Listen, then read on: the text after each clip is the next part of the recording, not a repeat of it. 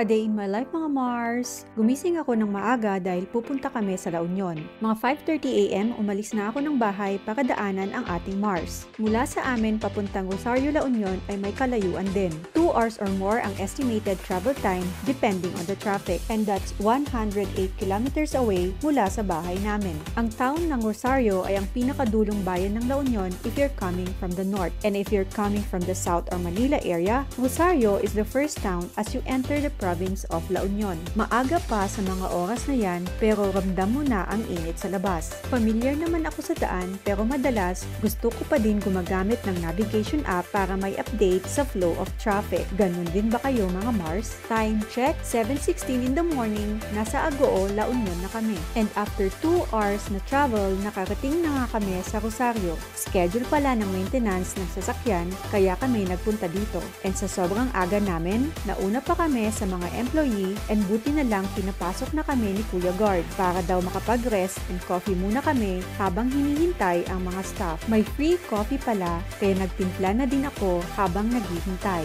At nung dumating na ang mga staff, sinabihan ako na mga 2 hours daw ang waiting time. Hindi ka naman maiinip kasi may free coffee and free wifi, and pwede ka din manood sa TV nila. Nung matapos na yung maintenance, nagbiyahe na din kami agad pa uwi dahil ayaw namin gabihin sa daan, and lately, nag-uulan na kaya much better na maaga na din kami makauwi. At dahil wala pa kaming breakfast at lunch sa mga oras na yan, we decided na mag-stop over muna sa Bawang La Union to have our lunch. Buti na lang, konti lang ang tao at wala din pila kaya nakapag-order kami agad. Since wala na available na table sa ground floor, umakyat na lang kami sa second floor.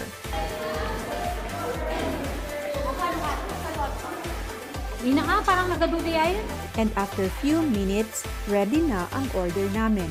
Same order lang kami ng ating Mars, and we both ordered chow fan with fried siomai and wonton soup na din. After eating, nag-rest lang kami ng few minutes and nagbiyahe na din kami. At eto na nga mga Mars, inabutan na kami ng ulan, kaya buti na lang hindi na kami nagtagal at nakabiyahe din agad. Shout out time sa ating mga star senders, Andrea D. Park, Nadine Galang Madriaga, and Lily Ramirez. Thank you so much! Dajay lang, drive safe always, agyaman na klaunay, bye!